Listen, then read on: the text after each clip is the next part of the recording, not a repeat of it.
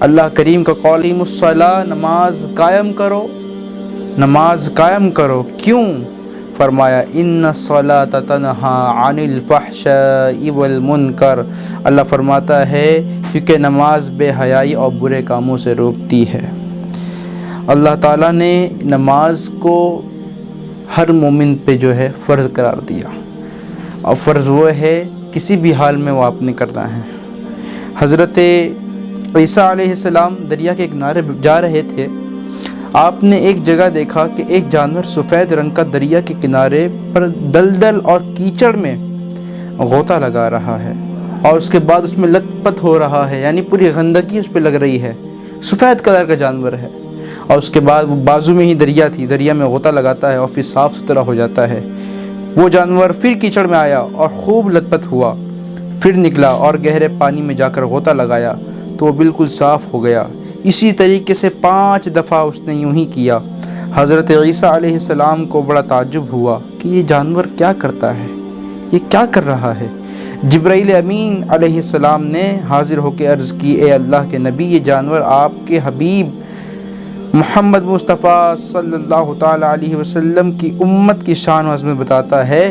یہ کیچڑ امت کے گناہوں کی مثال ہے اور دریا کا صاف پانی نماز کی مثال ہے۔ سبحان اللہ۔ وہ گناہوں میں لت پت ہوں گے، پھر اذان ہوگی اور مسجد کی طرف جائیں گے، اور جب مسجد کی طرف جائیں گے تو نماز پڑھنے سے ان پہ جتنی گندگیاں ہوں گی، نماز پڑھنے کی برکت سے اللہ رب العزت تمام خطاؤں کو درگزر فرمائے گا۔ ایک صاحب حضور صلی اللہ علیہ وسلم کی بارگاہ میں حاضر ہوئے اور کہنے لگے، یا رسول اللہ صلی اللہ علیہ وسلم، مجھ سے ایک گناہ صغیرہ سرزد ہو گئی، مجھ سے گناہ صغیرہ سرزد ہو گئی، اس پہ حکم کیا بنتا ہے؟ حضور علیہ الصلوۃ والسلام خاموش ہوئے اور نماز کا وقت ہوا اور سب نے مل کر نماز پڑھی۔ اس کے بعد پھر اس نے وہی عرض کیا، یا رسول اللہ، مجھ سے گناہ صغیرہ سرزد ہوئی ہے، اس پہ رب کا حکم کیا ہے؟ تو اللہ کے نبی صلی اللہ علیہ وسلم نے فرمایا، جب ہم نے نماز پڑھی کیا تم نے بھی ہمارے ساتھ نماز پڑھی؟ فرمایا ہاں میں نے بھی نماز پڑھی۔ تو حضور نے فرمایا، جا اللہ تعالیٰ نے تیری خطاؤں کو درگزر فرما دیا۔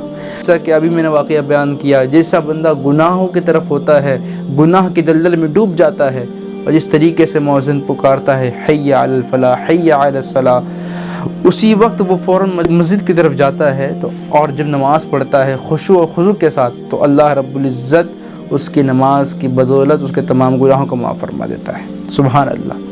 تو یہ اللہ تعالیٰ نے کتنا پیارا نظام پیدا فرمایا ہے۔ تو میرے دوستو، اللہ کے نبی نے کیا فرمایا؟ الصلاۃ قرۃ العین، نماز میری آنکھوں کی ٹھنڈک۔ آقا کریم کا قول، نماز میری آنکھوں کی ٹھنڈک۔ آج ہم دنیا میں رہتے ہیں، اس ماحول میں چلتے ہیں، دنیا کے آہ و جاہ میں مصروف ہیں۔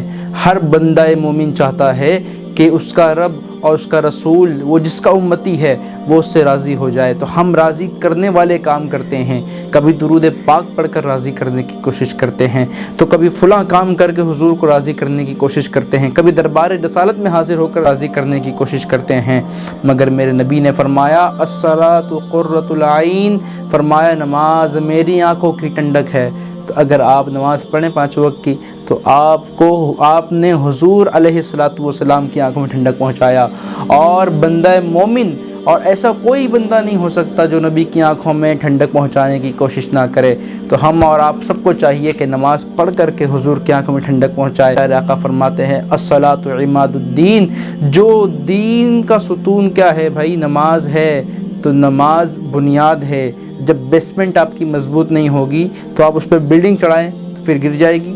تو آپ کو مضبوطی جو ہے لے آنی ہے اپنے بیسمنٹ کے اندر، اپنے بنیادی کاموں کے اندر۔ جب یہ مضبوط ہو جائے گی، آپ اس پہ چاہے جتنی بڑی بلڈنگیں عمارتیں کھڑی کریں، وہ بلڈنگ تس سے مس نہیں ہوگی۔ شرط کیا ہے کہ آپ سب سے پہلے اپنی بیسمنٹ مضبوط کریں۔ تو الصلاۃ عماد الدین۔ اور ایک اور حدیث پاک میں فرمایا مومن کی معراج کیا ہے؟ نماز ہے۔ سبحان اللہ۔ مومن کی معراج نماز ہے۔